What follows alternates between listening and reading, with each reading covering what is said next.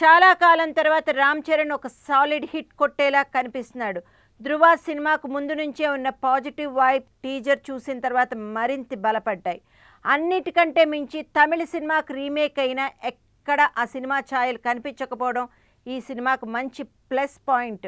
రామ్ చరణ్ ఇప్పుడు ధృవ టీజర్ ఇచ్చిన కిక్కుతో ఫుల్ ఊపు మీదున్నాడు. అప్పుడే దసరా నాడు రిలీజ్ అయిన ఈ టీజర్కి ఏకంగా 2 మిలియన్ల వ్యూస్ రావడంతో యూట్యూబ్ సాక్షిగా ఈ సినిమాపై ఎన్ని అంచనాలు ఉన్నాయో అర్థమవుతున్నాయి.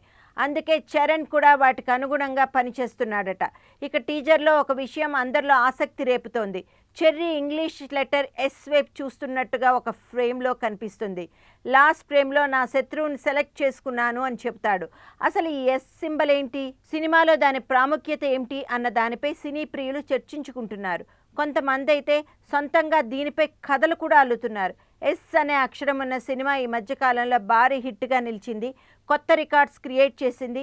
ఆ రికార్డ్స్నే తన శత్రువుగా సెట్ చేసుకున్నానని, వాటిని బద్దలు కొట్టడానికి ఫిక్స్ అయ్యానని చెర్రీ ఇండైరెక్ట్గా హింట్ ఇస్తున్నాడంటూ మూవీ ప్రియులు కొత్త కొత్త కథలు చెప్తున్నారు. గతంలో ఆరెంజ్ సినిమాలో ఒక పాటను కంపోజ్ చేశారు బాస్కో సీజర్. అయితే బాలీవుడ్ కొరియోగ్రాఫర్లైన ఈ ఇద్దరు ఇప్పుడు విడిపోయారు. ఒకరు డైరెక్షన్ వైపు అడుగులు వేస్తుంటే మరొకరు మాత్రం కొరియోగ్రఫీలోనే ఉండిపోయారు. అయితే సీజర్ గోన్ స్లీవ్ డైరెక్షన్ వైపు అడుగులు వేసిన బాస్కో మార్టిన్ మాత్రం బాస్కో సీజర్ అనే పేరుతోనే పాటలు కంపోజ్ చేస్తున్నాడు. ఆ మధ్యన శ్రీమంతుడు సినిమాలో ఒక పాటను కంపోజ్ చేసిన ఈ బాలీవుడ్ బాద్షా ఇప్పుడు చరణ్ కోసం ధృవ సినిమాలో ఒక పాటను కంపోజ్ చేశాడు. చరణ్ అండ్ రకుల్పై ప్రస్తుతం ఈ సాంగ్ షూటింగ్ హైదరాబాద్లోనే కొనసాగుతుంది. అసలే ఈ జంట బ్రూస్లీ సినిమాలో కుమ్మేశారు. చెర్రీ తన డాన్సులతో, రకుల్ తన హాట్ లుక్కులతో పిచ్చెక్కించారు. ఇప్పుడు ఏం చేస్తారో చూడాలి మరి.